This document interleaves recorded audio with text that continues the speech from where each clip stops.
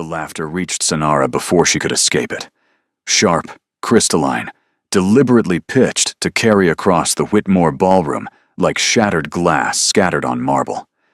She recognized Lady Perpetua Stratton's voice immediately, that particular blend of sweetness and venom that only the truly beautiful could wield without consequence. 40 years old, and still haunting ballrooms, like a ghost who forgot to move on. One almost admires the persistence. More laughter. Softer this time, the kind that hid behind fans and gloved hands but cut just as deep. Sanara's fingers tightened around her glass of tepid champagne. The bubbles had long since gone flat, much like the evening itself. She shouldn't have come. Her younger sister Margot had insisted, practically dragged her from their modest townhouse with promises that this season would be different, that Sanara needed to stop hiding from the world. The world, it seemed, had other plans. She set down the glass on a passing footman's tray and moved toward the edge of the ballroom, keeping her spine straight, her expression carefully neutral. 20 years of navigating society's cruelties had taught her the importance of armor, even when that armor was nothing more than posture and pride. The Whitmore Ball was the crush of the season. Every eligible lord, every ambitious mama, every diamond of the first water packed into Lord and Lady Whitmore's glittering townhouse like jewels crammed into an overflowing box. Candles blazed from 3 massive chandeliers.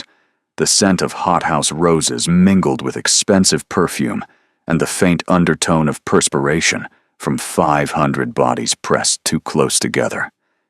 And somewhere in this glittering chaos was the Duke of Ravenmore, the most desired bachelor in all of England, possibly all of Europe.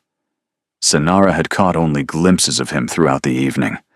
Tall, dark-haired, surrounded constantly by a flutter of silk-clad admirers and their calculating mothers. Not that it mattered to her. She was 40 years old, the daughter of a country squire whose fortune had dwindled to almost nothing. She was here only because Margot's husband had social ambitions, and a spinster sister-in-law was apparently preferable to no connection at all. "Did you see the gown she's wearing?" Another whisper, closer now. "I believe my grandmother was buried in something similar." Sanara's jaw clenched. The gown was 5 years out of fashion, yes. The deep burgundy silk had been her mother's before consumption claimed her 3 winters past. But it was well made, carefully maintained, and it was hers. She needed air. Space. Silence. A service corridor branched off from the main hallway, half hidden behind a heavy velvet curtain, the color of aged wine. Sanara slipped through it without thinking, without checking, driven only by the desperate need to escape the whispers that followed her like hungry dogs. The corridor was narrow and dim, lit by a single candelabra mounted on the wall. It smelled of beeswax and wood polish and blessed quiet. She pressed her back against the wall and closed her eyes, willing her heart to slow, her breathing to steady. 3 more hours. She only needed to survive 3 more hours, and then she could retreat to her small room in Margot's house and pretend this evening had never happened. "If you're planning to hide, you might consider somewhere less obvious." The voice came from the shadows 3 feet to her left. Sanara's eyes flew open. A man stood in the darkness of an alcove she hadn't noticed, barely visible except for the white of his cravat and the faint gleam of his eyes. He was leaning against the wall with the casual elegance of someone accustomed to owning every room he entered. "I wasn't hiding," she said, the words automatic and obviously false. "No?" Something that might have been amusement colored his tone. "Then what would you call pressing yourself against a wall in a service corridor while a ballroom full of people wonders where you've gone? Strategic retreat." Ah. He stepped forward, and the candlelight caught his features. Strong jaw, aristocratic cheekbones, eyes so dark they appeared black in the dim light, but she suspected they were actually a deep, devastating blue. Her stomach dropped. She knew that face, Every person in England knew that face. It had been sketched in society papers, whispered about in drawing rooms, dreamed about by every unmarried woman with a pulse. Calum Aldridge, the Duke of Ravenmore. The most desired man in the kingdom was standing 3 feet away from her in a darkened corridor, and she had just accused him of hiding. "Your Grace." The words came out strangled. "I didn't realize. I should go." "Please don't." He raised one elegant hand. "You're the first person tonight who hasn't tried to thrust a daughter at me or discuss my duty to the bloodline. I find I'm enjoying the novelty." Senara stared at him. "You're hiding too."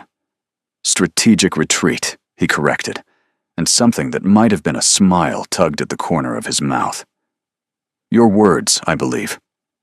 Before she could respond, before she could do anything sensible like excuse herself and flee, the curtain behind her swept aside.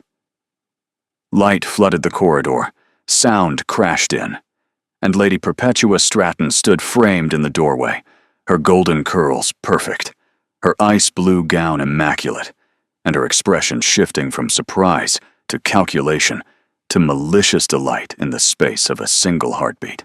"Your Grace!" she exclaimed, her voice carrying with theatrical precision. "We've been searching everywhere for you, and here you are, tucked away in the dark with—" Her gaze swept over Senara, dismissive and damning. "Company?" Behind Lady Perpetua, faces appeared. Lord Whitmore, his wife. 3 society matrons whose names Senara couldn't remember, but whose influence she knew was considerable. And behind them, a growing crowd of curious onlookers, drawn by Lady Perpetua's raised voice like moths to a particularly destructive flame. Senara's face burned.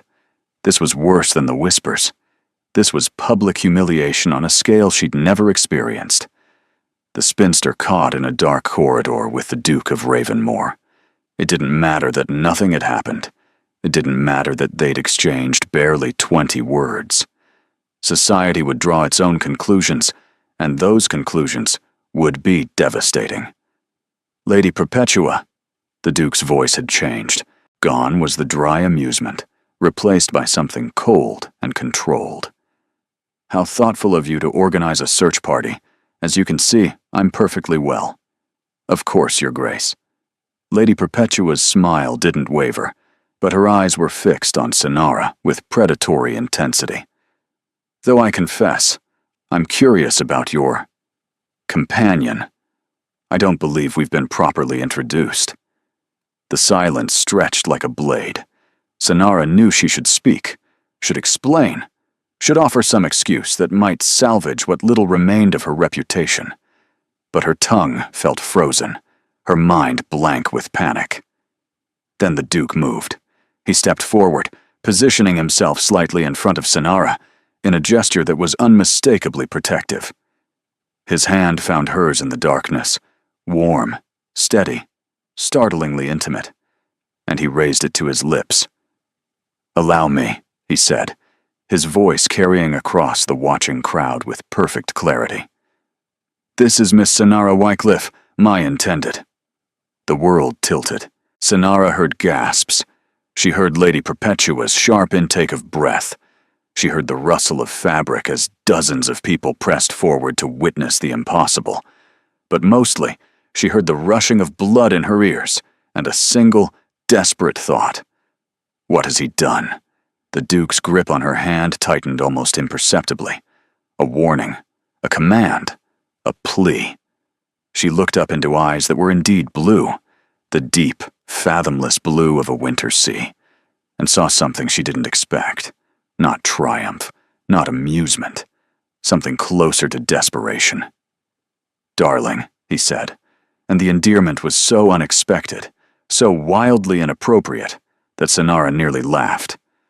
"I believe we've been discovered." The next several minutes existed in fragments. Lady Whitmore's face, pale with shock.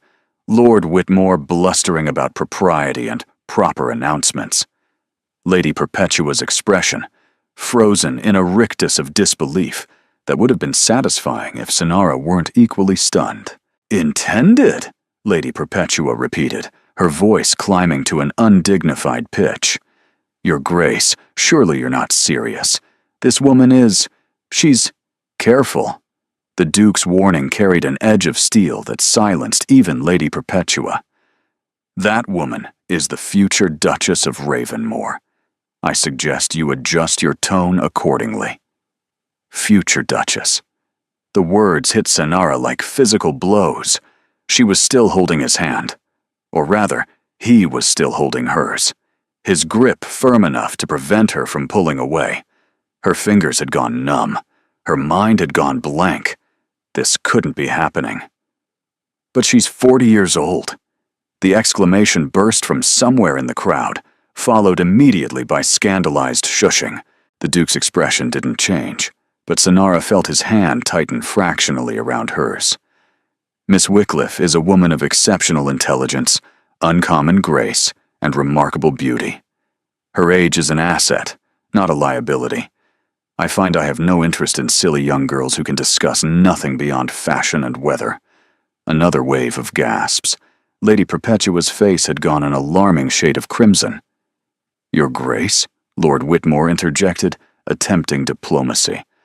Perhaps this discussion would be better continued in private. My study is at your disposal. That won't be necessary. The Duke began moving forward, pulling Sanara with him. The crowd parted instinctively, as crowds always parted for men of his stature. Miss Wycliffe and I will take our leave.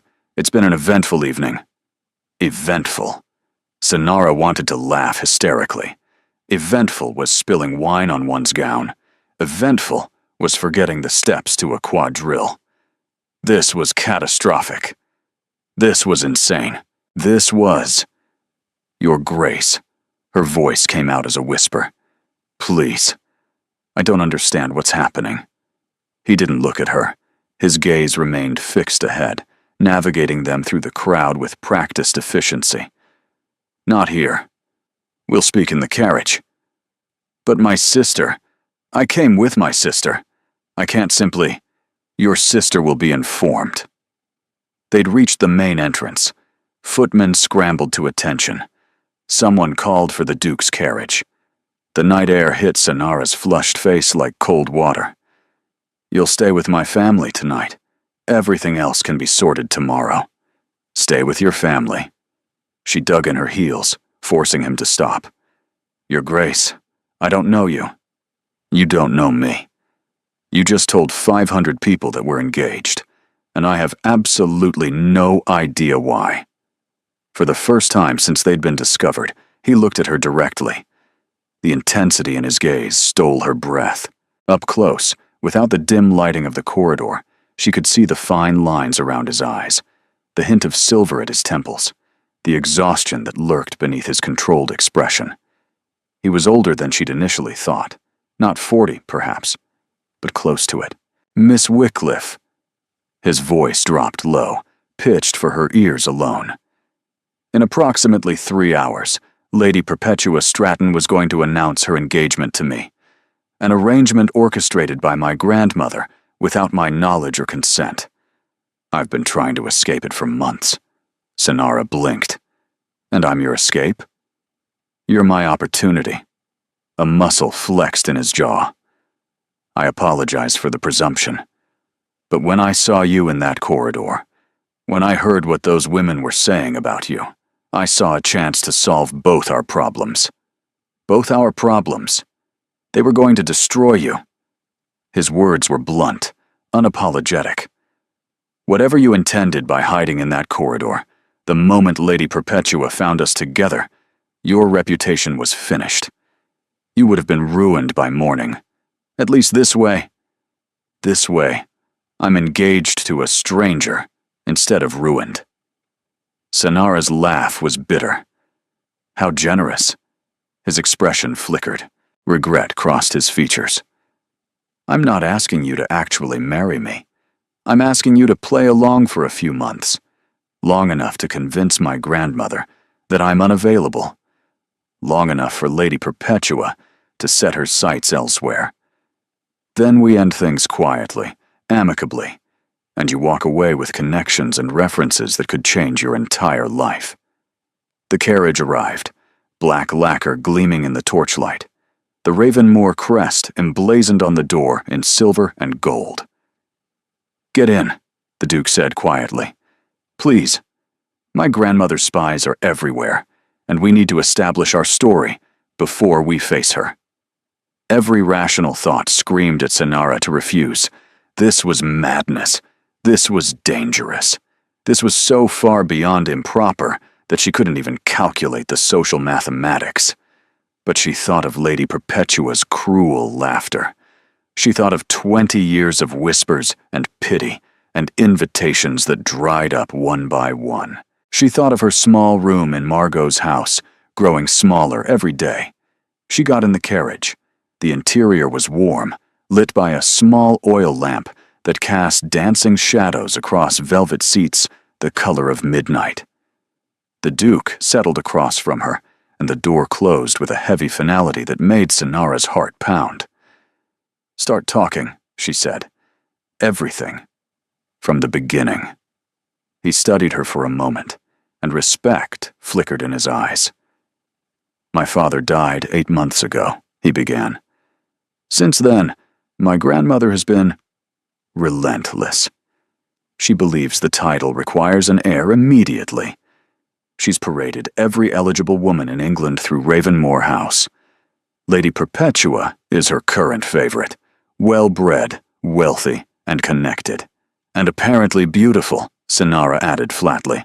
"Beauty without substance is merely decoration." The Duke's voice held an edge of contempt.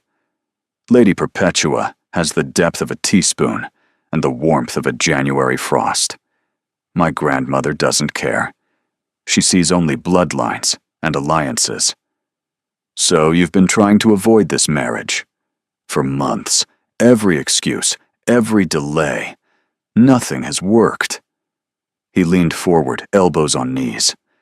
Tonight was supposed to be the end. Lady Perpetua was going to announce our engagement during the midnight supper. My grandmother arranged everything without my final consent, assuming I'd simply accept rather than cause a public scene. And then you found me. And then I found you. His gaze held hers. A woman hiding from cruelty. A woman with dignity in her posture, despite wearing a gown 5 years out of fashion. A woman who looked at me with absolutely no interest in my title or fortune. Sonara's cheeks warmed. I was more concerned with not being sick from panic. "Exactly." For the first time, a genuine smile crossed his features. It transformed his face, softening the harsh angles, revealing a warmth she hadn't expected. "You saw a man, not a title. Do you have any idea how rare that is?" The carriage lurched into motion. Through the window, Sonara watched the Whitmore townhouse disappear behind them, her old life disappearing too. "Your grandmother," she said slowly. "She won't simply accept this." "No," the Duke agreed. "She'll fight. She'll investigate you. She'll try to destroy this arrangement by any means necessary. And Lady Perpetua will be a more immediate problem." His jaw tightened. "She's not accustomed to losing. She'll come for you with everything she has." Sonara absorbed this. 2 powerful enemies. A fake engagement. A Duke she'd met less than an hour ago. And somewhere out there, her sister Margot was probably having hysterics. "I must be insane," she murmured. "Perhaps." The Duke extended his hand. "But sometimes madness is the only rational choice. Do we have an agreement, Miss Wycliffe?" She looked at his outstretched hand. Strong fingers. An elegant signet ring. The hand of a man who could destroy her or save her, and she had no idea which it would be. "I have conditions," she heard herself say. His eyebrow rose. "Conditions?" The Duke's tone was unreadable. "You're negotiating with me. You need me as much as I apparently need you." Sonara straightened her spine, channeling every lesson her mother had ever taught her about dealing with difficult men. "That makes us equals in this arrangement, regardless of our respective titles. The carriage swayed as it rounded a corner. Outside, London's streets flickered past, gas lamps and shadows, late-night revelers and watchful footmen. Inside, the silence stretched taut as a harp string. Then, impossibly, the Duke laughed.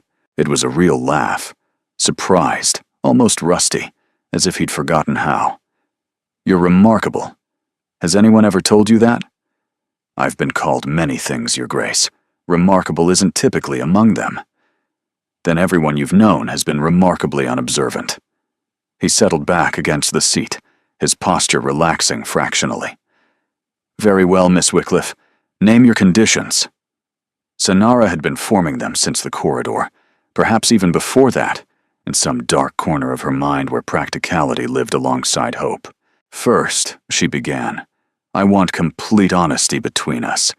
If your grandmother discovers something about my past, if Lady Perpetua finds some weapon to use against me, I want to know before they strike. No secrets that could blindside me." "Agreed. And in return, I expect the same. My grandmother will dig into every corner of your history. If there's anything she might find, there's nothing scandalous." Sanara's voice hardened slightly. "I've lived a quiet life, too quiet for scandal.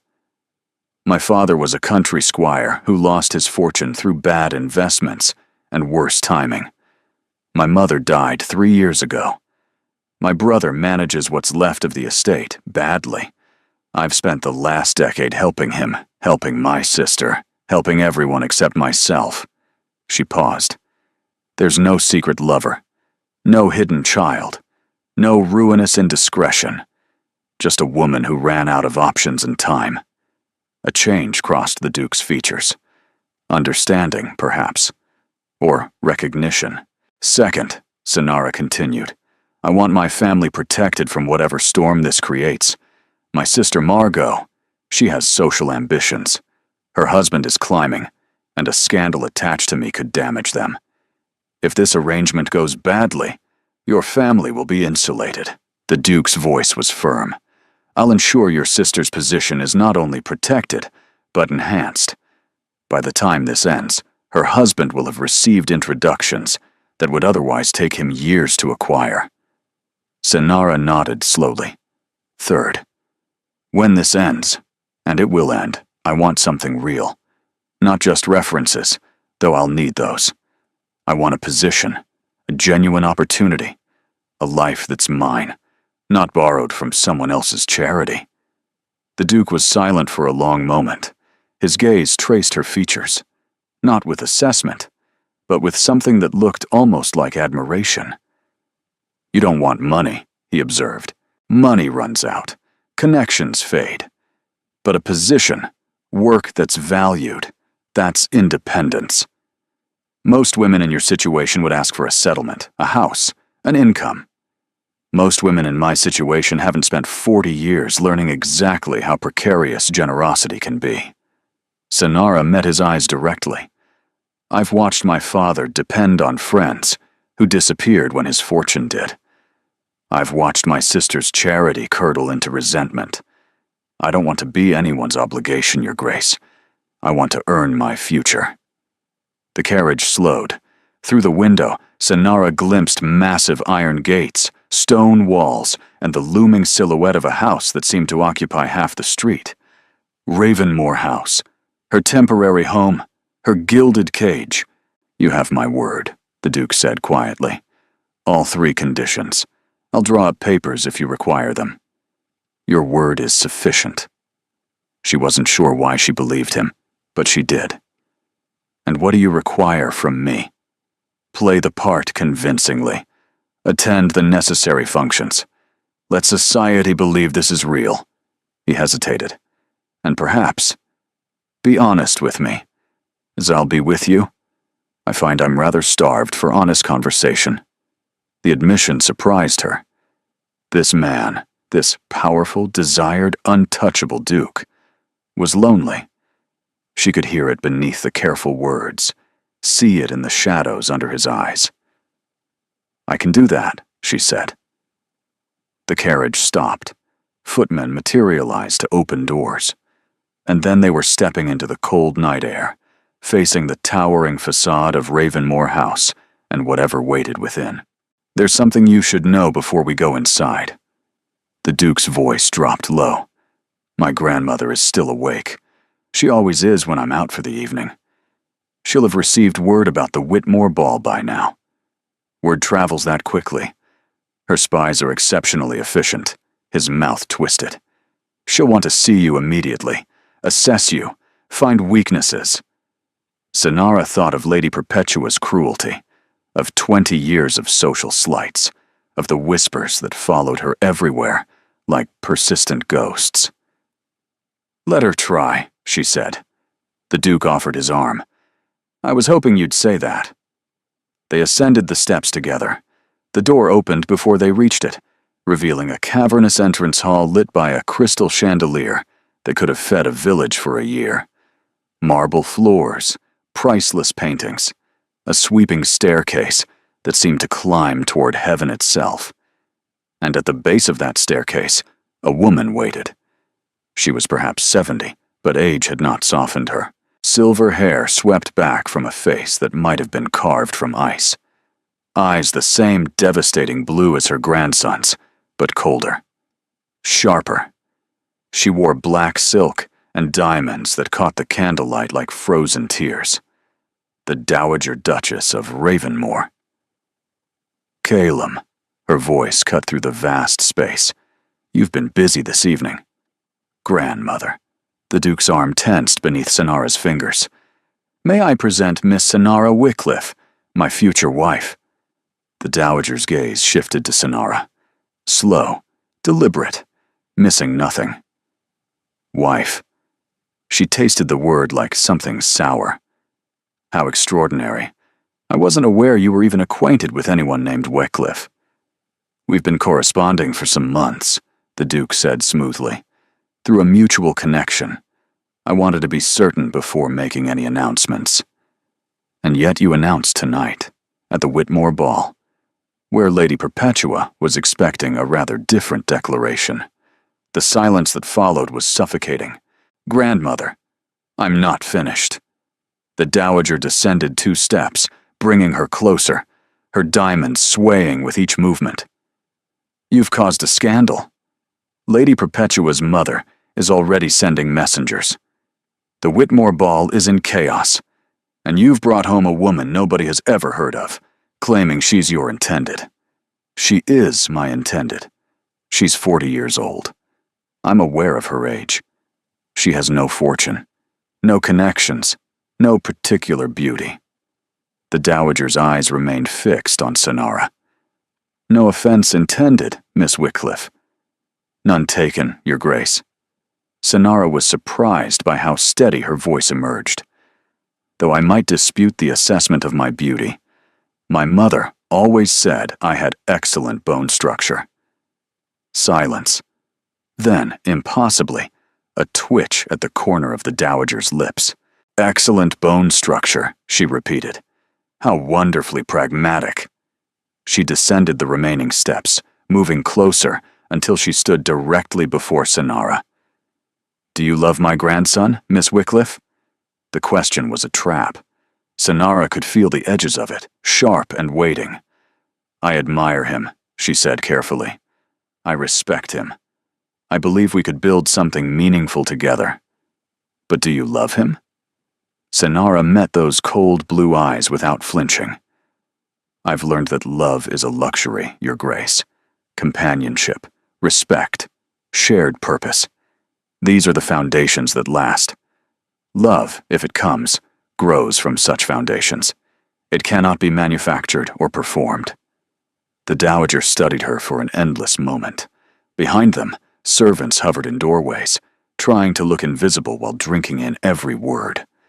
The Duke stood rigid beside Sonara, barely breathing. 40 years old, the Dowager said finally. No fortune, no connections, wearing a gown that was fashionable during the last king's reign. She paused. "And yet, you stand before me without trembling, matching my gaze, speaking of pragmatism and foundations. Would you prefer I tremble? I would prefer honesty, Miss Wycliffe. I suspect you're capable of it, which is more than I can say for most young women my grandson encounters. I've never been accused of being a young woman, Your Grace. Another twitch of those thin lips. No, I don't suppose you have. The dowager turned to her grandson. This is madness, Calum. You know that. I know what I want. You want to escape Lady Perpetua. This woman is merely a convenient shield. This woman, the Duke said quietly, is standing right here, and I would appreciate you treating her with the respect she deserves. Surprise flickered across the dowager's features. Very well. She stepped back. Miss Wycliffe will stay in the blue suite. I'll have tea sent up. Her gaze returned to Sonara, sharp as a blade. We'll speak again tomorrow, Miss Wycliffe. Alone. I have questions, and I expect honest answers. I wouldn't dream of offering anything else, Your Grace. The dowager nodded once, curtly, then swept up the staircase without another word. The Duke released a breath. Beside him, Sonara felt her own shoulders drop slightly. That went better than expected, he murmured. That was better than expected. She didn't threaten to have you thrown out. His mouth curved slightly. With my grandmother, that's practically a warm welcome. A young woman appeared from somewhere in the house's depths, dark-haired and bright-eyed, and practically vibrating with curiosity. She looked perhaps 19 or 20, with the Duke's aristocratic features softened into something warmer, more approachable. Calum! She threw herself at the Duke, who caught her with the ease of long practice. Is it true? Everyone's talking about it. Lady Whitmore's footman told Cook, who told Mrs. Henderson, who told me. You proposed to someone at the ball. Odette. The Duke disentangled himself gently. May I present Miss Sonara Wycliffe. Miss Wycliffe, my sister, Lady Odette Aldrich. Odette's gaze swung to Sonara, and her face lit up with unfiltered delight. Oh, you're wonderful. You're not 20 and simpering and desperate to discuss ribbon colors. This is perfect. This is absolutely perfect. Odette. But Odette had already seized Sonara's hands, squeezing them with genuine warmth. I've been praying he'd find someone with actual substance. Every woman grandmother parades through here is exactly the same. Pretty and empty and frightened of saying anything interesting. You're not frightened at all, are you? I'm somewhat frightened, Sonara admitted, but you're hiding it brilliantly. Odette beamed. I knew I'd like you. I knew it the moment I heard. 40 years old, and she still captured the Duke of Ravenmore. Society must be losing their minds. Odette. The Duke's voice carried a warning. Oh, don't Odette me. I'm delighted. Finally, some excitement in this mausoleum. She looped her arm through Sonara's. Come. I'll show you to your rooms. You must tell me everything. How did you meet? What did grandmother say? Did Lady Perpetua actually faint? Or is that just wishful thinking? Sonara glanced back at the Duke, who stood at the base of the stairs, looking somehow both exhausted and amused. Thank you, she said quietly, for everything tonight. Thank me tomorrow, he replied, after you've survived breakfast with my grandmother. Odette tugged her toward the staircase, chattering about room arrangements and dress fittings and society events. Sonara let herself be pulled along, overwhelmed and alarmed and, strangely, unexpectedly hopeful. Tomorrow, reality would crash in. The questions, the scrutiny, and the battle she'd agreed to fight. But tonight, climbing the endless stairs of Ravenmore House with the Duke's sister chattering beside her, Sonara allowed herself a single, dangerous thought. Perhaps this time, things would be different. She just didn't know yet how much was about to change. The blue suite was larger than the entire upper floor of Margot's townhouse. Sonara stood in the center of the bedroom, turning slowly to absorb the impossibility of it all. Silk wallpaper, the color of a summer sky. A 4-poster bed draped in velvet and trimmed with silver thread. A writing desk, positioned beside windows, that overlooked what appeared to be an extensive garden, though the darkness revealed only shadows and moonlight. A sitting room adjoined the bedroom. Beyond that, a dressing room. Beyond that, a private bathing chamber with a copper tub large enough to swim in. "It's too much," she murmured. "It's the smallest guest suite," Odette said cheerfully, flopping onto a chaise lounge with the casual disregard of someone who'd grown up surrounded by such luxury. "Grandmother wanted to put you in the servants' quarters, but Calum insisted. The servants' quarters might have been more appropriate." "Nonsense. You're the future Duchess. You need to start practicing." Future Duchess. The word still felt absurd, like a costume that didn't quite fit. A knock at the door announced the arrival of a maid, a young woman with copper hair and kind eyes, who introduced herself as Fennec. She carried a tray laden with tea, delicate sandwiches, and pastries that looked too beautiful to eat. "His Grace thought you might be hungry, miss," Fennec said, setting the tray on a small table. "And he asked me to deliver this." She handed Sonara a folded note. The paper was heavy, expensive, sealed with the Ravenmore crest. Sonara broke the seal and read, "Miss Wycliffe, tomorrow will be difficult. My grandmother will interrogate you at breakfast, likely around 9. Before then, I suggest we establish the details of our supposed courtship, how we met, how long we've been corresponding, what drew us together. Consistency will be essential. I'll be in the library at 7 if you're willing. Also, I've sent word to your sister. She's been informed you're safe and will be staying as my family's guest. I've promised a formal explanation tomorrow afternoon. Sleep well. You'll need it."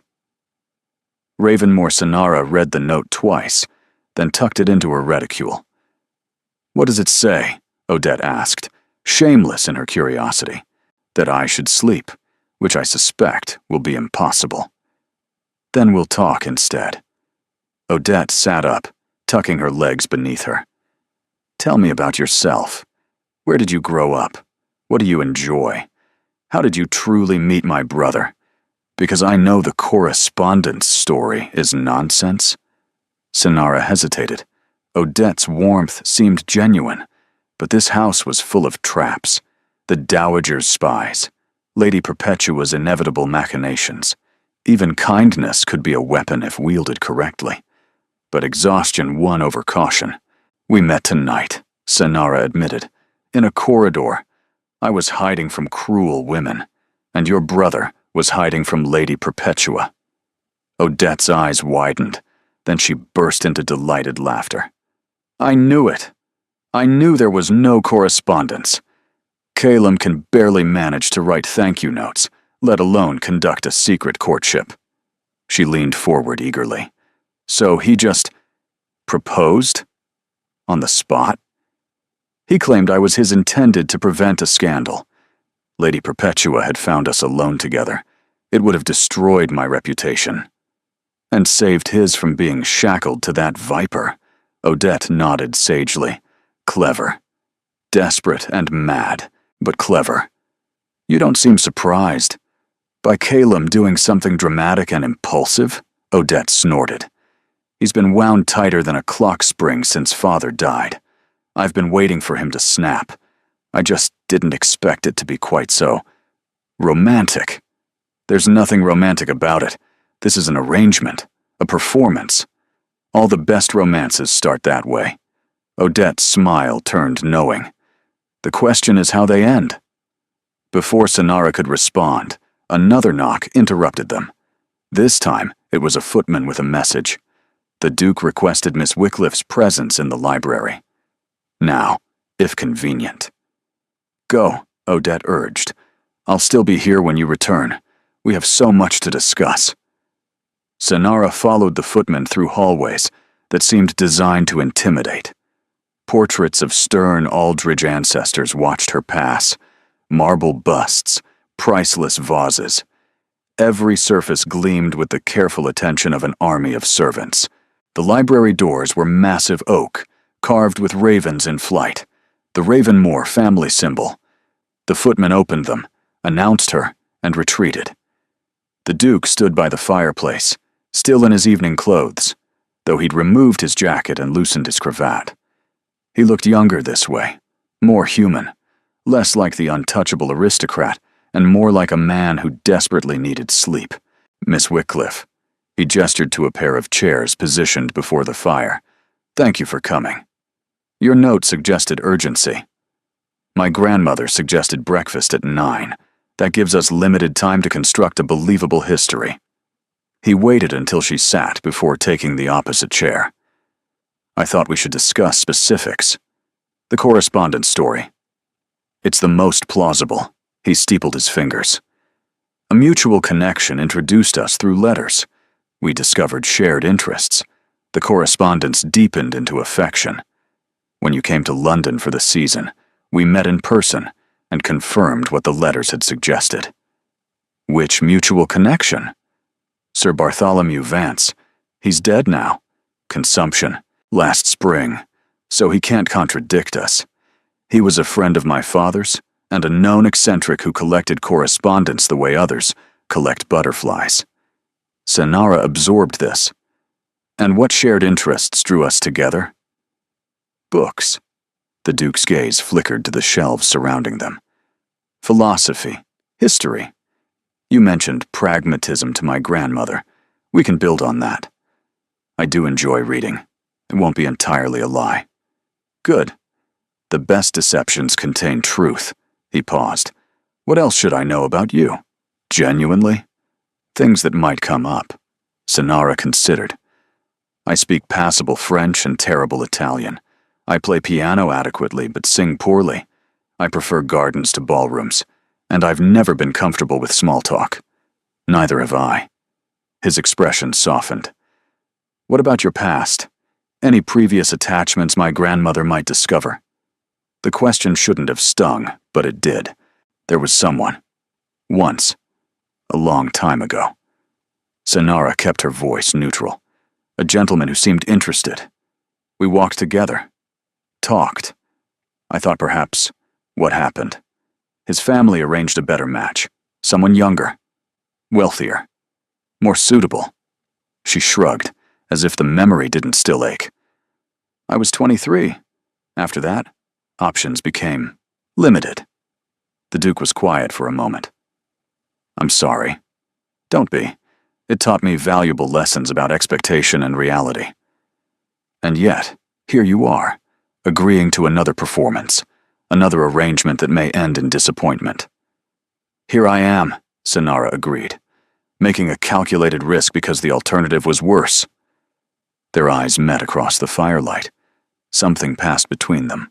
Understanding, perhaps. Recognition. Two people who'd learned that hope could be dangerous, yet couldn't quite abandon it entirely.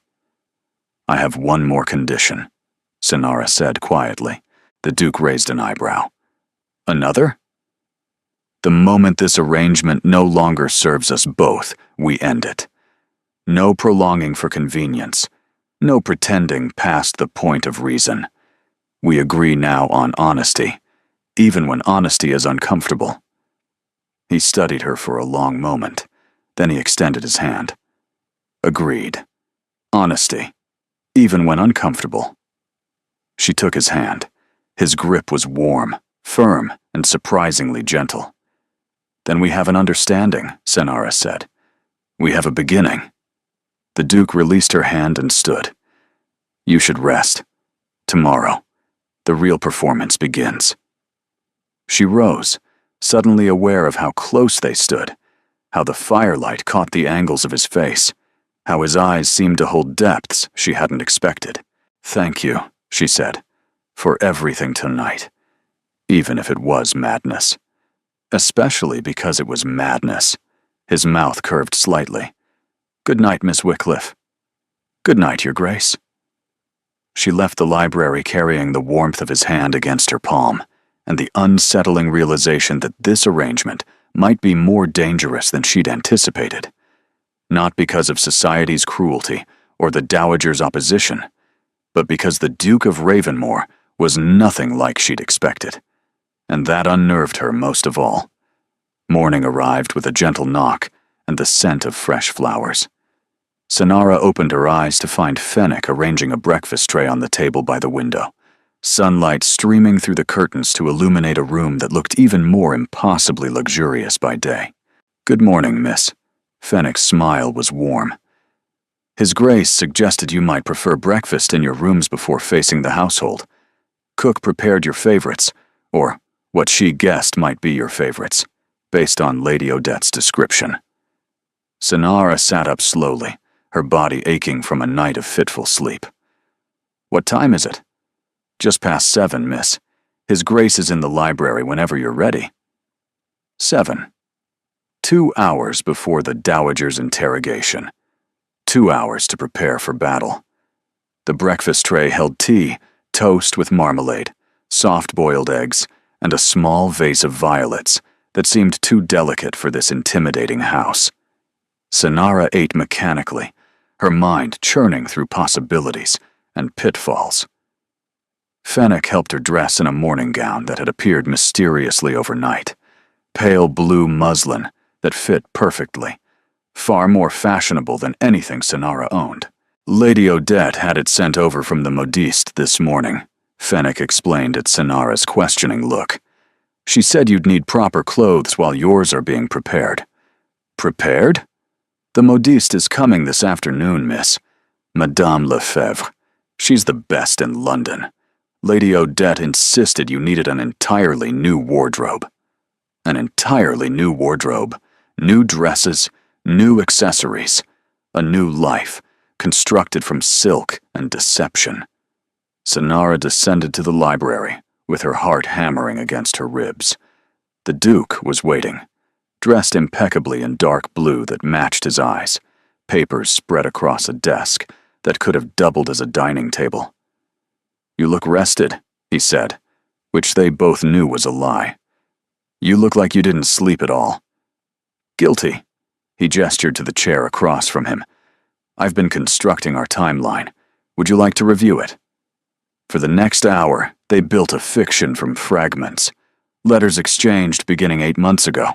Topics discussed: philosophy, literature, the state of modern society. Feelings that deepened gradually, cautiously.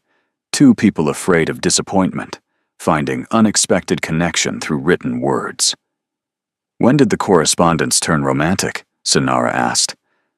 4 months ago. You wrote about loneliness. I responded with honesty I hadn't offered anyone since my father's death." The Duke's voice was matter-of-fact, but something flickered in his gaze. "We agreed to meet in person during the season. Tonight was our first face-to-face encounter." "And you proposed immediately?" "I knew within moments that the letters hadn't lied, that you were everything I'd hoped." He paused. "That's what we'll tell my grandmother, at least." The words hung between them, weighted with implications neither acknowledged. At 8:30, Odette burst into the library with the energy of a summer storm. "You're still here."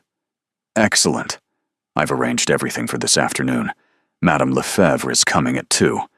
I've also sent word to Lady Harrington about the Pemberton Musicale. She's a terrible gossip, but excellent for spreading the right kind of rumors. And I've... Odette." The Duke's voice carried patient affection. "Breathe." "I can't breathe. This is the most exciting thing that's happened since Father died, and I'm determined to manage it properly." She turned to Sonara. "How are you feeling? Anxious? Exhilarated? Both?" "Both," Sonara admitted. "Perfect. That's exactly right." Odette seized her hands. "Grandmother will try to break you. Don't let her. You're stronger than you look, I can tell. Just remember, she respects courage more than submission, even if she'd never admit it." "Lady Odette speaks from experience," the Duke added dryly. "She's been defying our grandmother since she learned to walk." "Someone had to." Odette's grin was unrepentant. "Now, breakfast. The dining room. Grandmother will be there precisely at 9, and we cannot be late." The dining room was a monument to aristocratic excess. A table that could seat 40 stretched beneath a ceiling, painted with pastoral scenes. Crystal chandeliers, silver candelabras, more flowers, more paintings, more overwhelming evidence that Senara had stumbled into a world where she didn't belong. The Dowager Duchess sat at the head of the table like a queen holding court. She wore dove gray this morning, her silver hair arranged with military precision, her diamonds replaced by a single strand of pearls that probably cost more than Senara's childhood home. "Good morning." The Dowager's voice betrayed nothing. "I trust you slept well, Miss Wycliffe."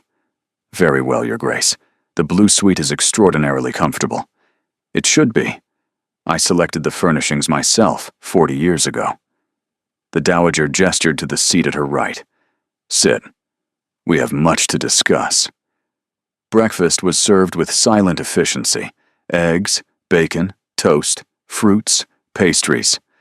More food than Senara had seen in months, arranged with artistic precision on plates trimmed in gold.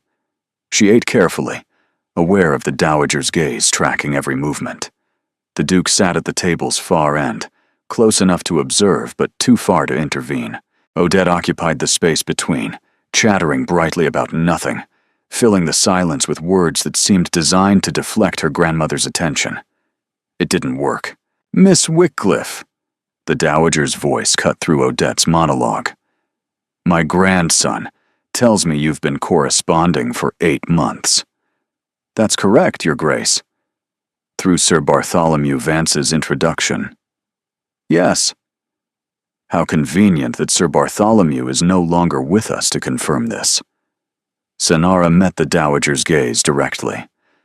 "Death is rarely convenient, Your Grace, but Sir Bartholomew was a generous man who enjoyed connecting people through letters.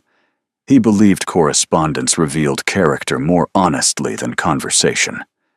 "Did he?" The Dowager's eyes narrowed. "And what did my grandson's correspondence reveal about his character?" "That he's thoughtful, careful with his words. That he carries grief he rarely discusses, and responsibility he never complains about. That beneath the title and the expectations, he's a man looking for genuine connection in a world that offers mostly performance." Silence fell across the table. The Duke had gone very still. Odette's chatter had ceased entirely. Even the footmen seemed frozen. "Interesting." The Dowager set down her teacup with deliberate precision. "You speak of him as if you actually know him." "I've read his letters, Your Grace. Dozens of them. A person reveals themselves through writing in ways they never intend." "And what have you revealed, Miss Wycliffe? Through your letters?" Senara's heart pounded, but she kept her voice steady. "That I'm pragmatic. That I've learned to survive disappointment without becoming bitter. That I value honesty over flattery and substance over appearance. That I'm 40 years old, unmarried, and perfectly aware of how unusual this situation appears." "Unusual?" The Dowager's laugh was cold. "That's one word for it." "It's the most polite word, Your Grace. I'm certain you have others."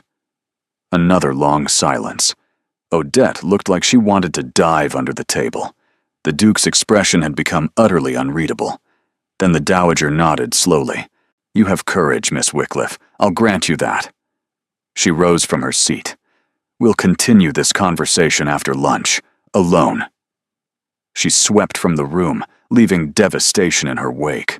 Odette exhaled explosively. "That was magnificent. How are you still conscious?" Senara's hands were shaking beneath the table.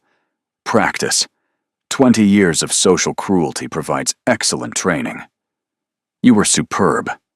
This from the Duke, who had crossed the room to stand beside her chair. "I've never seen anyone match my grandmother, word for word like that."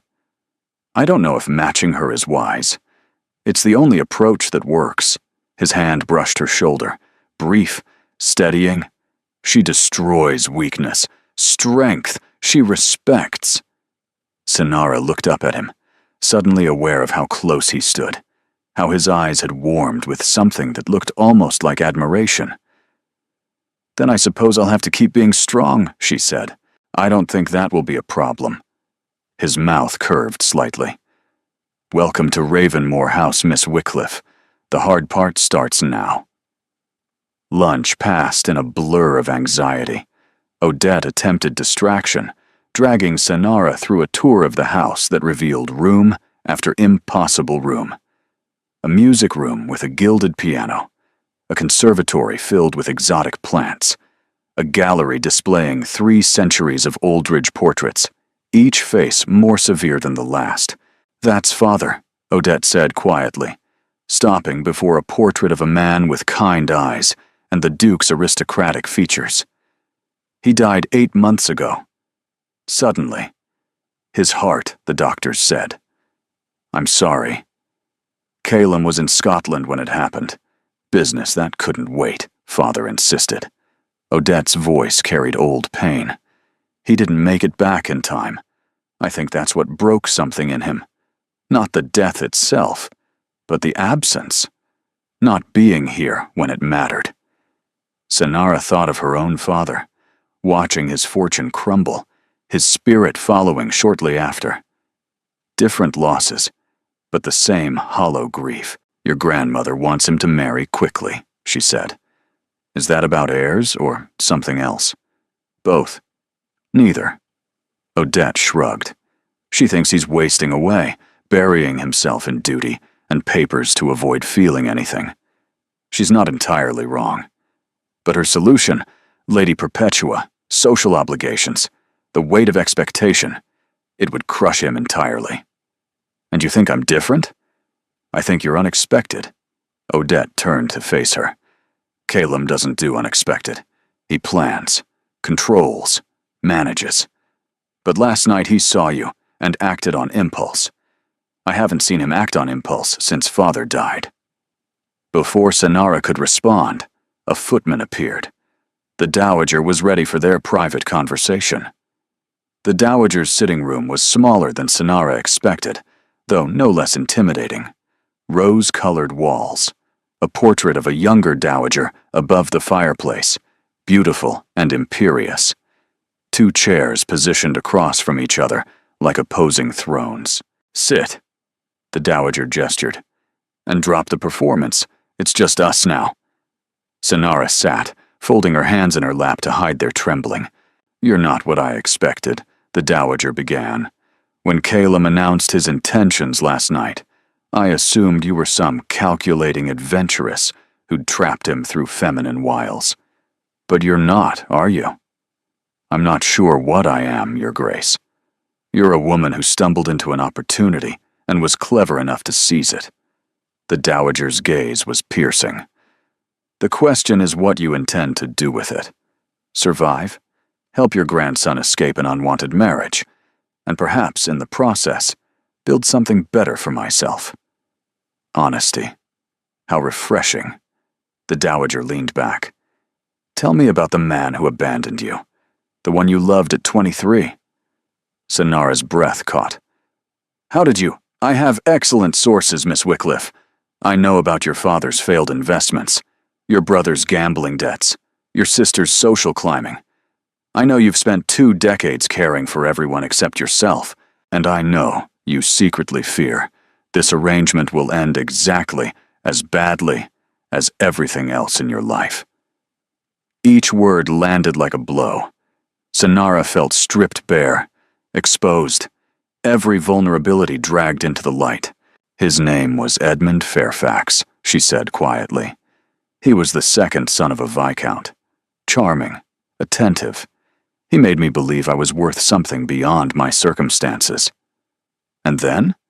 His family arranged a match with an heiress. He married her 3 months after our last conversation.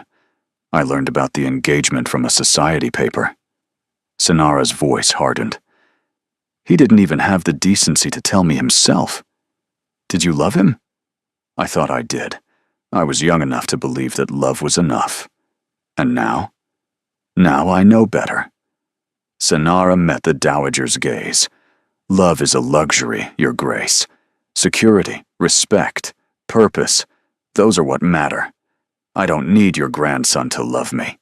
I need this arrangement to work long enough to change my circumstances." The dowager was silent for a long moment. "You remind me of myself," she said finally.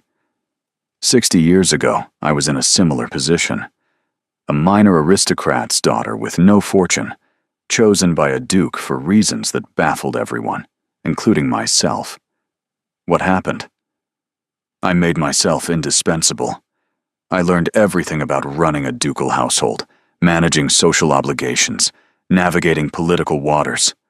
By the time my husband died, I was more Ravenmore than Aldrich.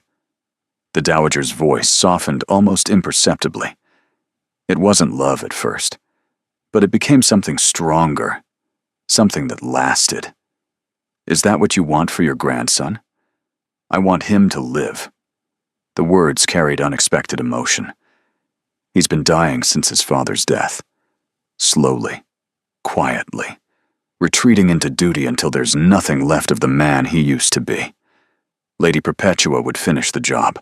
All performance, no substance, suffocating him with propriety until he's nothing but a title with a heartbeat. And you think I'm different? I think you're a risk. The dowager's eyes sharpened.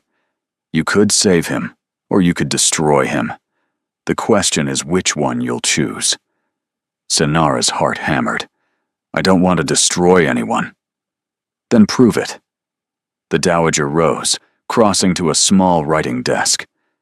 "I won't pretend to support this match. Society would see through such obvious falsity, but I won't actively oppose it either. Yet. You have until the Harrington Ball, 6 weeks from now, to convince me this arrangement has genuine potential. And if I fail, then I'll ensure this charade ends quickly and quietly, with minimal damage to the family name." The dowager turned back, her expression cold. "Don't mistake my restraint for acceptance, Miss Wycliffe. I've destroyed women far more formidable than you." "I don't doubt it, Your Grace." "Good." The dowager moved toward the door. "One more thing. My grandson is grieving. He's vulnerable in ways he'd never admit. If you exploit that vulnerability, if you manipulate his emotions for personal gain, I will know. And I will make you regret ever stepping foot in this house. I understand. Do you?" The dowager paused at the threshold. "Edmund Fairfax broke your heart 20 years ago. Don't let the memory of that pain drive you to break someone else's." She left without waiting for a response. Senara sat alone in the rose-colored room, her hands finally trembling openly. The dowager had stripped away every defense, exposed every wound, and made clear exactly how precarious her position was. 6 weeks. 6 weeks to prove herself. 6 weeks to navigate a world that had spent 40 years rejecting her. But beneath the fear, something else stirred. Something that felt almost like determination. The dowager expected her to fail. Lady Perpetua expected her to crumble.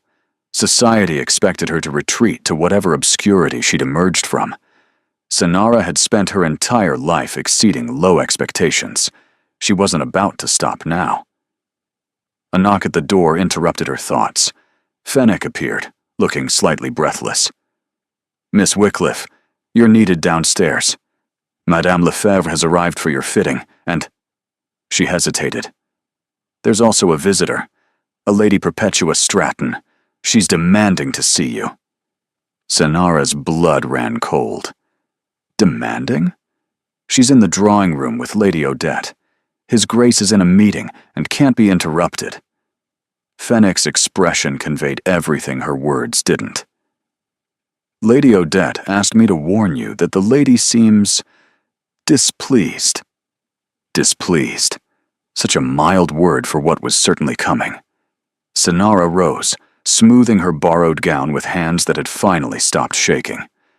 "Then we shouldn't keep her waiting," she said, and walked toward whatever battle awaited. Lady Perpetua Stratton sat in the drawing room like a queen, awaiting tribute.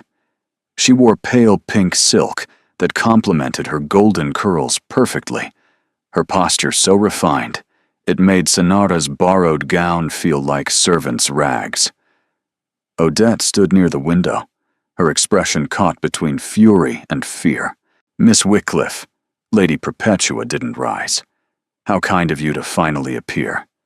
"Lady Perpetua." Sonara curtsied with the same precision her mother had drilled into her decades ago. "I wasn't expecting visitors." "I'm certain you weren't." Perpetua's smile was sharp as broken crystal. "I simply couldn't wait another moment to meet the woman who stole my fiancé." "I wasn't aware His Grace was your fiancé." An understanding existed. Everyone knew it. Perpetua's composure cracked slightly. "We were to announce at the Whitmore ball. Plans had been made. Invitations were being prepared." "Plans made without His Grace's consent, from what I understand." The silence that followed was dangerous. "You think you've won something," Perpetua said softly. "A duke, a title, a place in society that your breeding never entitled you to. But you should know, I don't surrender easily." "Neither do I." Perpetua rose, her movements fluid with practiced grace. "You're 40 years old, Miss Wycliffe. No fortune, no family of significance. You've spent your entire life being overlooked and pitied. Do you honestly believe a man like Calum Aldridge could genuinely want you?" The words struck exactly where they were aimed, at every insecurity Sonara had carried for 20 years. "I believe," Sonara said slowly, "that His Grace is capable of making his own decisions. His Grace is vulnerable, grieving, easily manipulated by someone who knows how to appear sympathetic." Perpetua moved closer, her voice dropping to a murmur. "Enjoy your fantasy while it lasts. When it crumbles, and it will, I'll be waiting." She swept from the room without another word, leaving the scent of expensive perfume and threat in her wake. Odette rushed to Sonara's side. "Are you all right? That was vile. She's absolutely vile. She's frightened." Sonara's voice was steadier than she felt. "Frightened people are dangerous. Calum needs to know about this." "No."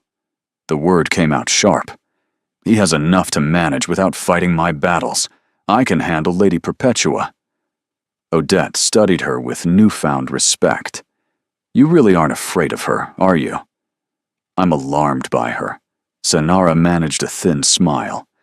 "But I've learned not to let fear stop me from functioning." The days that followed established a pattern. Mornings began with breakfast, under the dowager's watchful eye. Each meal a careful performance of composure and wit. Afternoons brought dress fittings, social calls, and the overwhelming work of constructing a duchess from nothing. And evenings? Evenings belonged to the library. It started accidentally. Sonara had gone searching for something to read, unable to sleep, and found the Duke already there. They'd talked until dawn about nothing of consequence. Favorite books, childhood memories, the peculiar loneliness of being surrounded by people who saw only what they wanted to see. After that, the library became their refuge. "Tell me about your father," Calum said one evening, 3 weeks into her stay. The fire crackled low, casting dancing shadows across walls, lined with leather-bound volumes. "Which version?" Sonara curled deeper into her chair. "The one before the failure, or after?" "Both." She was quiet for a moment, gathering memories she rarely examined. Before, he was magnificent, full of plans and energy, always certain the next venture would succeed, even when the previous one hadn't. He built a merchant business from nothing, shipping, textiles, imports from the East. For a while, we were comfortable, not wealthy, but stable. What changed? A partner who wasn't what he seemed, investments that turned out to be fraudulent. My father trusted the wrong person, and it cost him everything. Sonara's voice hardened. The man he trusted fled to the continent with our capital. Father spent years trying to recover, but the debts mounted, the creditors closed in. Eventually, there was nothing left. And after? After, he became a ghost of himself, quiet, defeated. He stopped planning, stopped dreaming. He sits in his study now, reading the same books over and over, waiting for something that never comes. She met Caleb's eyes. That's the worst part of failure. Not the loss itself, but watching someone you love disappear inside their own shame. Caleb was silent for a long moment. My father was the opposite, he said finally. He never stopped planning, even when the plans were impossible. He'd draw up schemes for garden improvements, architectural renovations, charitable foundations, grand visions that kept him focused on the future instead of the present. That doesn't sound like a flaw. It was, in a way. He was so focused on what might be that he sometimes missed what was. Kylem's voice dropped. The last conversation we had was about crop rotation. I was impatient, distracted, and eager to return to London for some meeting I can't even remember now. He asked me to stay another day. I said no. The weight of those words hung between them. You couldn't have known, Sonara said softly. That's what everyone says. It doesn't help. He stood abruptly, moving to the window. The meeting was about import tariffs, completely meaningless. And because of it, I wasn't there when he collapsed. I wasn't there when he called my name. I wasn't there. Sonara rose without thinking, crossing to stand beside him.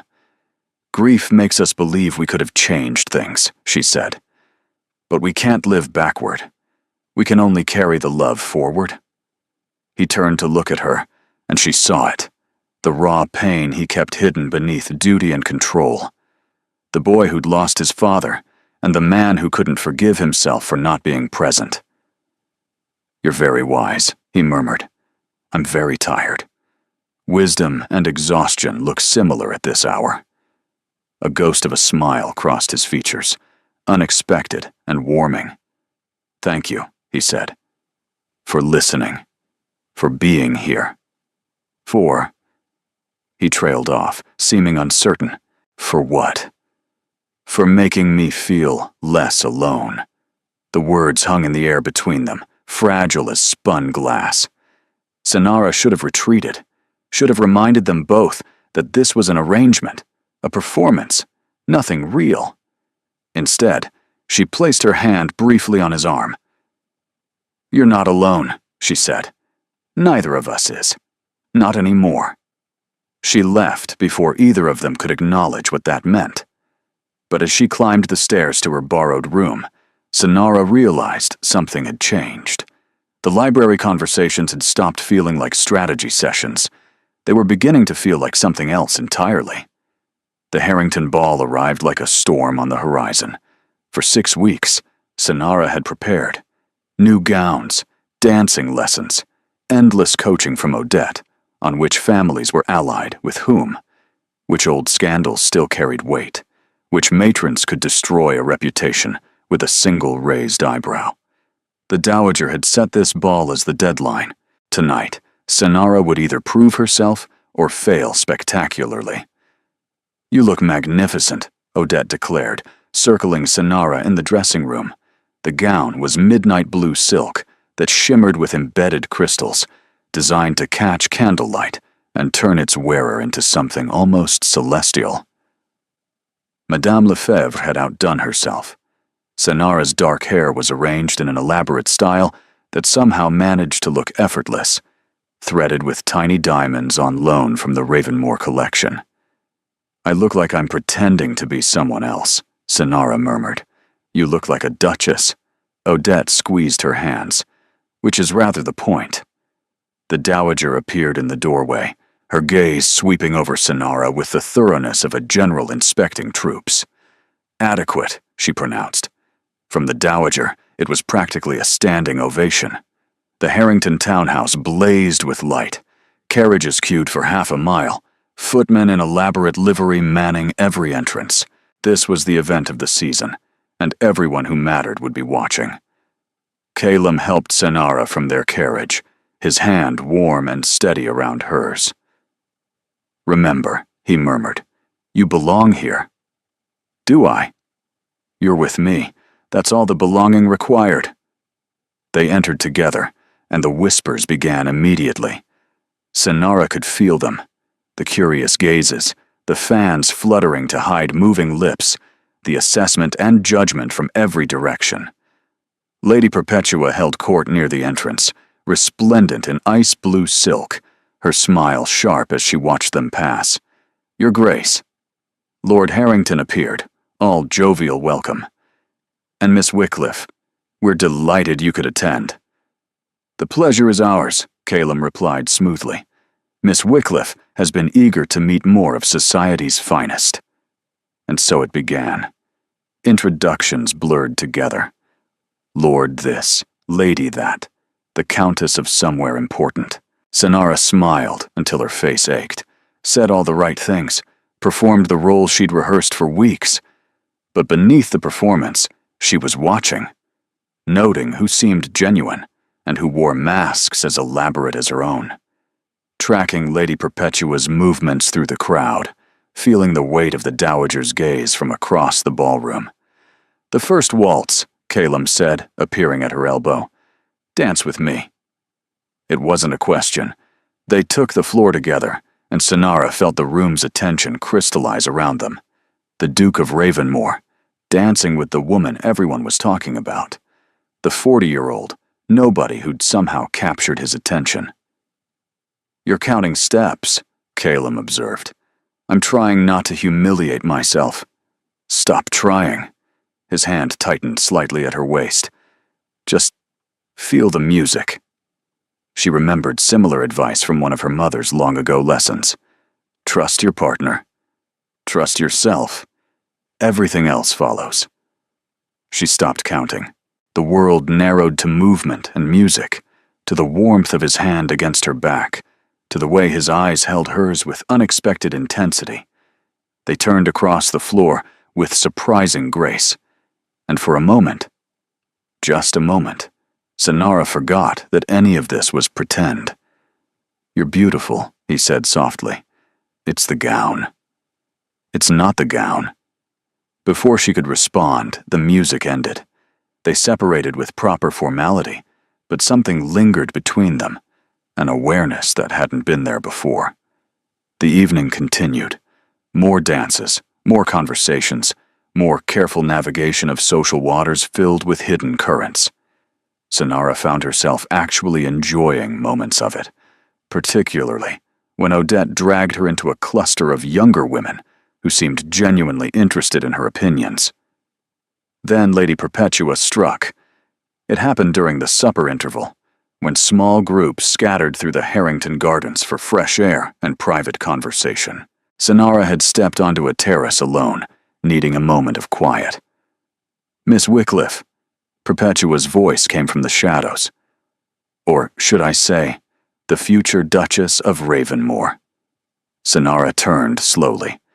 Perpetua stood with 3 other women, Lady Millicent Vance, Mrs. Helena Crawford, and the Countess of Blackwood, all influential, all watching with barely concealed hostility. "Lady Perpetua, ladies, we were just discussing your remarkable rise," Perpetua continued sweetly. "It's quite the fairy tale, isn't it? A penniless spinster capturing the most eligible duke in England." "Some might call it romantic," Sinara replied evenly. "Some might call it suspicious." Lady Millicent's voice dripped with false concern. "There are rumors, you know, that this engagement is merely a convenience, that His Grace needed an excuse to avoid certain expectations. Rumors are the currency of bored minds, and truth is the weapon of clear ones." Perpetua stepped closer. "We know about your father's disgrace, your brother's debts, your family's complete lack of consequence. Does His Grace know the full extent of what he's attaching himself to? His Grace knows everything about me. Does he know that Edmund Fairfax still laughs about you at parties? That he calls you his most devoted failure? The spinster who thought a second son might actually marry down?" The words hit like physical blows. Sinara felt the color drain from her face. 20 years of buried humiliation surging to the surface. I see that surprised you. Perpetua's smile widened. Edmund is a friend of my brother's. He tells the most amusing stories about the merchant's daughter, who actually believed. That's enough. The voice came from behind them, cold, controlled, absolutely furious. Calum stood on the terrace steps, his expression carved from ice. Beside him, the Dowager Duchess watched with an expression Sonara couldn't read. Your Grace. Perpetua's composure flickered. We were simply. I heard what you were doing. Calum descended the steps, positioning himself beside Sonara in a gesture that was unmistakably protective. Cruelty disguised as conversation. How predictable.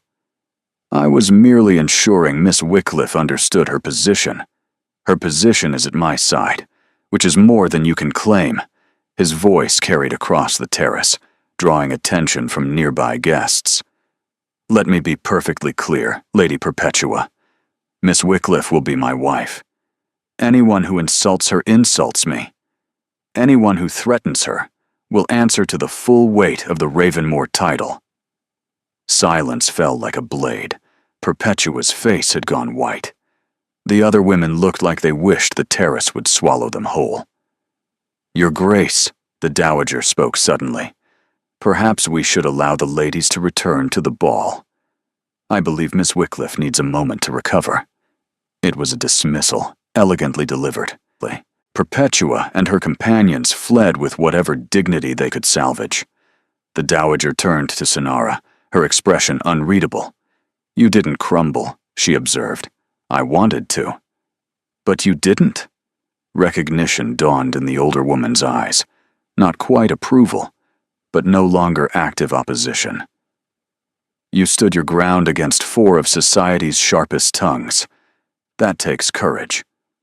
I've had practice being attacked. Clearly. The Dowager glanced at her grandson, who still stood rigid with fury. Walk with Miss Wycliffe in the garden, Calum. She needs air, and you need to calm down before you do something regrettable. She swept back toward the ball, leaving them alone. I'm sorry, Calum said immediately. I should have been there sooner. I should have. You came. That's what matters. What she said about Edmund Fairfax is ancient history. Sonara's voice was steadier than she felt. A wound that healed long ago. It didn't look healed. She turned away, gazing into the darkened garden. Some wounds heal on the surface while staying raw underneath, but that doesn't mean they control us. Calum moved to stand beside her, close enough that their shoulders almost touched, close enough that she could feel the warmth radiating from him in the cool night air. You're extraordinary, he said quietly. I hope you know that. I'm stubborn. It's different. No, it isn't. He turned to face her, and the intensity in his gaze made her breath catch. You've faced down my grandmother, survived Lady Perpetua's cruelty, navigated a world designed to exclude you, and you've done it with grace and wit and fortitude I've rarely seen in anyone. Calum, I know this started as an arrangement. His voice dropped lower. I know what we agreed, but somewhere along the way, it stopped feeling like a performance to me. Sonara's heart hammered against her ribs. What are you saying? I'm saying, he took a breath. I'm saying I don't want this to be pretend anymore. Before she could respond, voices approached from the ballroom. They stepped apart instinctively, putting proper distance between them. But the words hung in the darkness, impossible to unsay, and Sonara realized, with dawning wonder and alarm, that she didn't want it to be pretend anymore either. 3 days after the Harrington ball, Sonara found Calum in the library at midnight. Neither of them had spoken about what happened on the terrace. They'd been careful, proper, maintaining the fiction while the truth burned between them unacknowledged. You should be asleep, he said, without looking up from the book he wasn't really reading. So should you. She closed the door behind her and crossed to the fireplace. The flames had burned low, casting the room in dancing shadows, that made everything feel slightly unreal. "We need to talk about what you said." He set the book aside. "I was hoping you'd forgotten." "I haven't. Neither have you." Calum rose slowly, moving toward her with the careful deliberation of someone approaching something dangerous. "I meant what I said. Every word." His voice was rough. "But I shouldn't have said it. Not there. Not like that." "Why not?" "Because it changes things. Because once something is spoken, it can't be taken back." He stopped an arm's length away. "Because you agreed to an arrangement, not a proposal, and I have no right to ask for more than what we agreed." "What if I want more?" The question hung between them like a held breath. "Senara." Her name in his voice was different, softer, more intimate. "You don't know what you're saying." "I'm 40 years old. I know exactly what I'm saying." She stepped closer, closing the distance he'd so carefully maintained. "I've spent my entire life being practical, being cautious, and protecting myself from disappointment. And you know what it's gotten me. 20 years of loneliness. 20 years of watching life happen to other people while I stood on the sidelines being sensible. This isn't sensible," he warned. "No, it isn't." She met his eyes directly. "It's daunting and impossible and probably mad. But when I'm with you, when we talk in this library until dawn, I feel more alive than I have in years, and I don't want to give that up because I'm afraid of what might happen." Calum's control visibly wavered. "You deserve better than a damaged man running from his grandmother's machinations. And you deserve better than a penniless spinster with a family full of failures." She smiled slightly. "Perhaps we're perfectly suited." "Senara, tell me you don't feel it."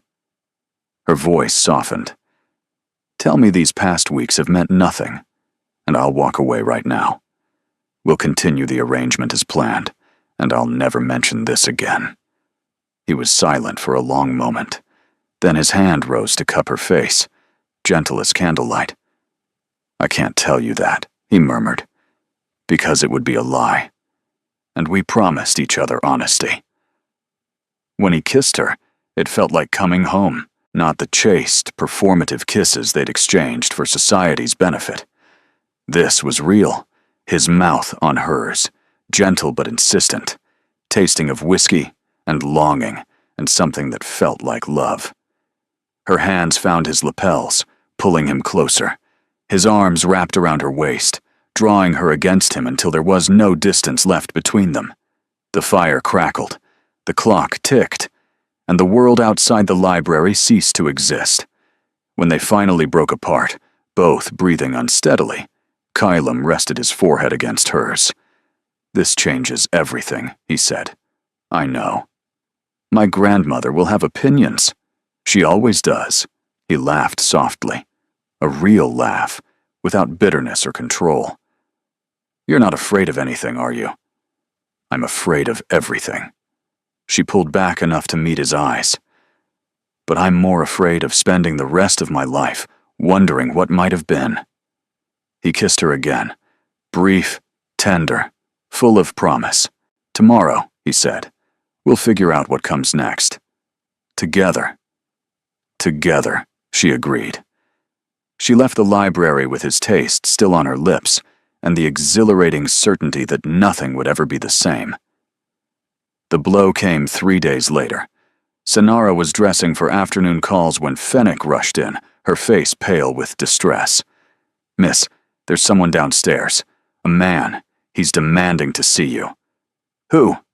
"He says his name is Edmund Fairfax." The name hit like ice water. Edmund. Here. After 20 years. She descended the stairs with carefully controlled steps, finding a man she barely recognized waiting in the entrance hall. Edmund had grown portly, his once handsome features blurred by age and indulgence. But his smile was the same. Charming, confident, completely insincere. "Senara." He pronounced her name like he owned it. "Look at you, playing Duchess in a duke's house."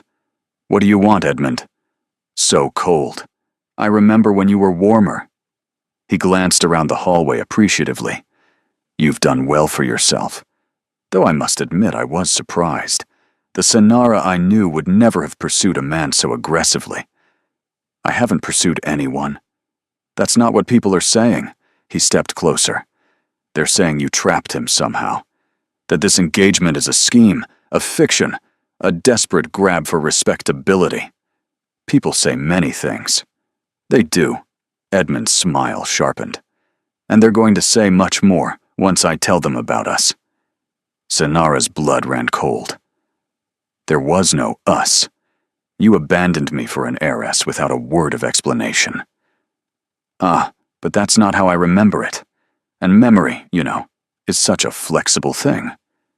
He pulled a folded paper from his jacket. I have letters. Sonara. Letters you wrote me 20 years ago. Letters that express quite passionate sentiments. Those letters were private. They were foolish, naive, and now they're valuable. He tucked the paper away. The Duke of Ravenmore is marrying a woman who threw herself at a second son, who wrote desperately of love and longing, who was publicly humiliated when that son chose money over her. How do you think society will respond? They'll respond by calling you a liar and a blackmailer. Perhaps. But the damage will be done. Your reputation shattered. Your engagement ended. Your fantasy of becoming a duchess destroyed. His eyes glittered with malice. Unless, of course, we come to an arrangement. What kind of arrangement? 10,000 pounds. A small price for a lifetime of security, don't you think? Sonara stared at the man she'd once loved, the man who'd broken her heart, and apparently saved the evidence to use against her 2 decades later. Get out, she said quietly. I'll give you 3 days to find the money. After that, these letters go to Lady Perpetua's brother, who will ensure all of society knows exactly what kind of woman the Duke of Ravenmore chose. Edmund bowed mockingly. It was lovely seeing you again, Sonara. You really should have married me when you had the chance. He left. Sonara stood in the entrance hall, her world crumbling around her. The letters were real. She remembered writing them. Young, foolish, desperately in love with a man who'd never deserved it. She'd poured her heart onto those pages, never imagining they'd become weapons. If society saw them, if Calum saw them, she couldn't stay. Couldn't face him with this hanging over them. Couldn't watch his expression change when he realized who she'd been, how pathetically she'd loved, how thoroughly she'd been discarded. It was the opera all over again. Edmund, choosing money over her, except this time, there was no graceful exit, no quiet disappearance into obscurity. This time, she'd finally found something worth having, and it was being torn away. She went to her room, packed her few original possessions, the burgundy gown, a handful of letters from her mother, the small items that were truly hers. She left everything else, the beautiful dresses, the borrowed jewels, the fantasy she'd briefly inhabited. Her letter to Calum took 6 attempts. Your Grace, I cannot explain, and I cannot stay. Something from my past has risen to threaten everything, and I won't let it touch you. Please don't look for me. What we had was beautiful, but it was always borrowed time. I'm returning to where I belong. Thank you for making me feel, even briefly, like I deserved more. Sonara. She left it on the library desk and slipped out through the servants' entrance. The carriage ride back to Margot's house felt endless. Her sister received her with worried questions and fluttering hands, but Sonara couldn't explain, could barely speak. She retreated to her small room and sat on the narrow bed that had once been her entire world. She should feel relieved.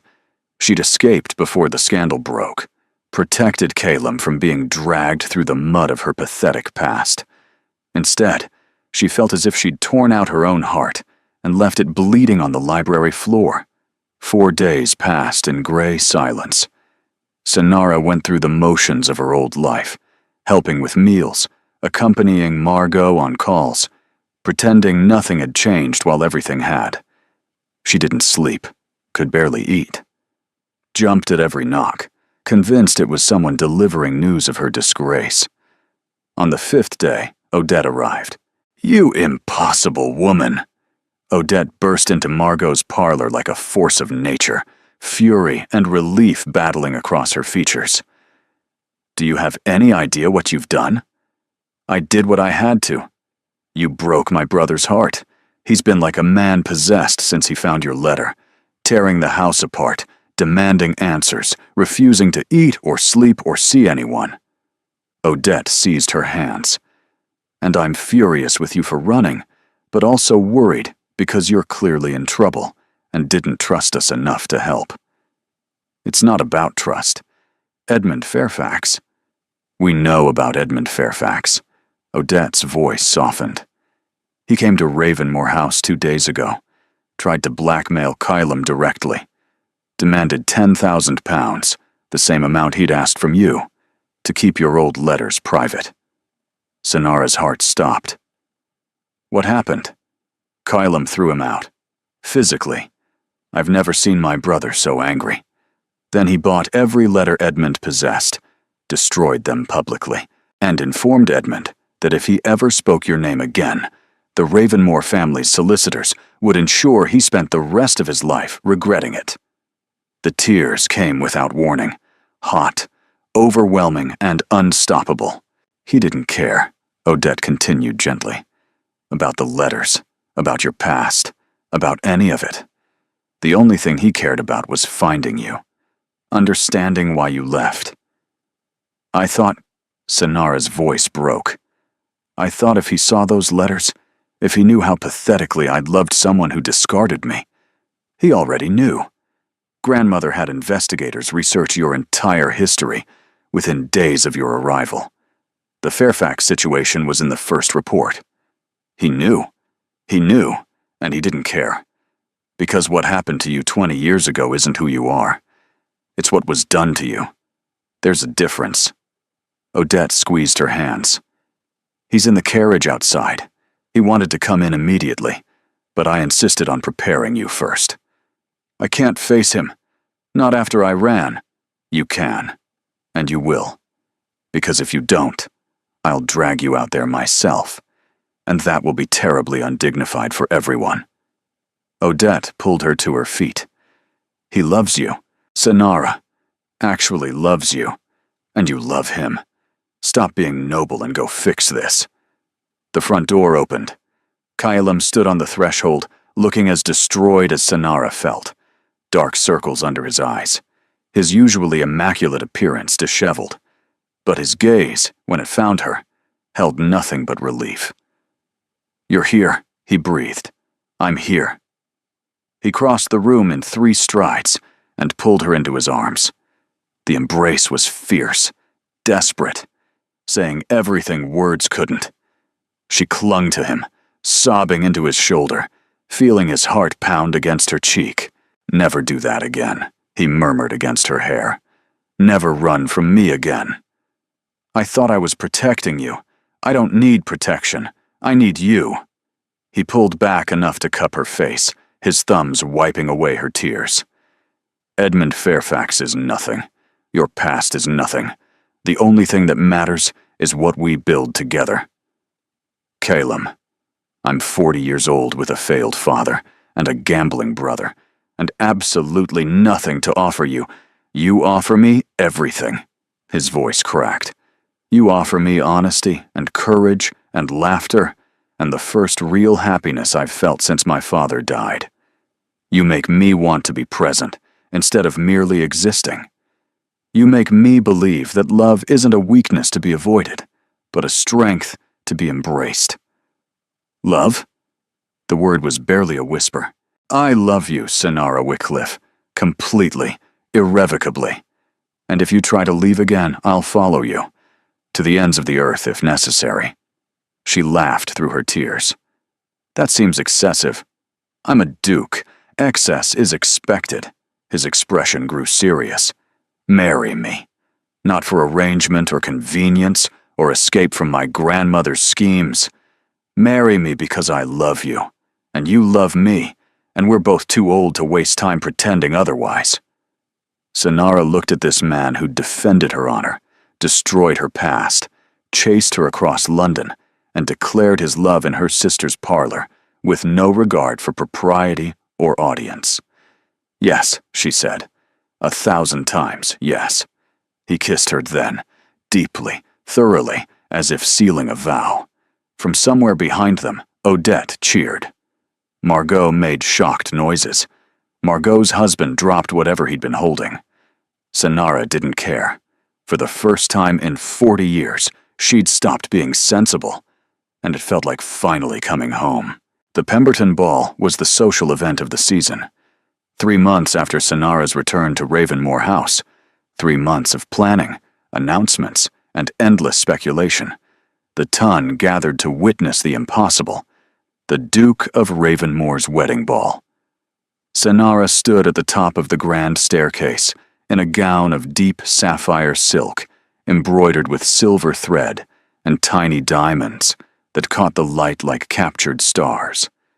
The Ravenmore sapphires adorned her throat, stones that had been worn by every duchess for 300 years. Ready? Calum stood beside her, magnificent in formal black, his eyes holding the warmth that only she ever saw. No, but I'm doing it anyway. He smiled and offered his arm. Together, they descended the stairs. The whispers started immediately, but tonight they held a different quality. Wonder rather than scorn. Admiration rather than mockery. Lady Perpetua stood near the entrance, her expression sour as curdled milk, but she no longer mattered. Nothing she could say would touch them now. The Duke and Duchess of Ravenmore, the majordomo announced, and the room erupted in applause. Duchess. The title no longer felt borrowed. After 3 months of proving herself, navigating society with grace, supporting Calum's charitable work, winning over the most skeptical matrons through sheer persistence, Sanara had earned her place. Even the Dowager had relented, though she'd never admit it directly. Adequate, she'd said at the wedding, which from her was practically a tearful blessing. The ball unfolded in a blur of congratulations and dances. Sanara found herself actually enjoying the attention, no longer anxious about judgment, secure in her position by Calum's side. You're glowing, Odette observed, appearing with champagne. It's slightly nauseating. You're next, you know. Grandmother has her eye on Lord Pemberton's son. Then grandmother can marry him herself, Odette grinned. I'm holding out for a dramatic romance, preferably involving a forbidden love and at least one rescue at sea. The Aldrich family specializes in drama. We do, don't we?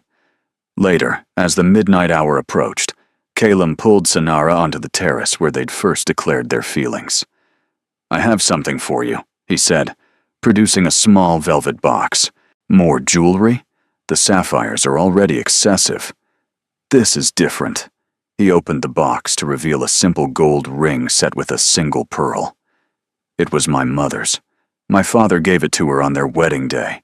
She wore it every day until she died. Sanara's eyes filled with tears. Calum, my father kept it in his study afterward. I found it when we were sorting his effects. He slipped the ring onto her finger, above the elaborate engagement ring she already wore. I want you to have it. A reminder that love, real love, is worth every risk. It's beautiful. You're beautiful. He kissed her softly. And you're mine. And I'm the luckiest man in England. From inside the ballroom, music swelled. A waltz. The same waltz they'd danced at the Harrington Ball when everything had changed. Dance with me, Calum said. We've already danced 3 times. People will talk. Let them talk. He pulled her close. I want to spend the rest of my life dancing with you, Sanara Aldrich. I don't care who watches. They swayed together on the moonlit terrace, while London glittered below them. The whispers had never stopped, of course. Society still talked about the 40-year-old spinster who'd captured the Duke of Ravenmore. But the tone had shifted. Now they spoke of a love story, improbable, impossible, and romantic beyond measure. The woman everyone had pitied, the man everyone had wanted, and the match that had silenced every cruel voice that had ever laughed at her for being single at 40. 5 years later, Sanara sat in the Ravenmore library, her library now, surrounded by books and the happy chaos of family. Their daughter Elsinore, aged 3, was attempting to climb her father's leg while demanding a story. Their son Philip, just learning to walk, was being supervised by a watchful Odette, who had indeed married dramatically. A rescue at sea, just as she'd predicted. The dowager sat in her favorite chair, pretending to read, while secretly watching her great-grandchildren with an expression that might, in the right light, be mistaken for joy. In the corner, Sanara's brother sat reviewing estate documents, finally given purpose as Kylem's estate manager, his gambling days behind him. "Grandmother," Elsinore announced, abandoning her father to approach the dowager. "Tell me about when Papa met Mama." "Again?" The dowager's voice held no real complaint. "You've heard this story 100 times. I like it. It has a happy ending." Sanara met Kalem's eyes across the room and smiled. Once, she'd been the woman they laughed at. The spinster, the failure, the desperate creature clinging to the edges of society. Now, she was the Duchess of Ravenmore. Mother. Wife. Mistress of a house that had finally begun to feel like home. The ending hadn't just been happy. It had been worth waiting 40 years to find. Thank you for being here. You are the reason these stories exist, because you believe in love that chooses courage over convenience, in characters who fight for happiness, despite the odds, in endings that feel earned and true. Your presence makes this space warm and welcoming, and I'm grateful for every moment you spend with these characters. Do you have a favorite line or scene?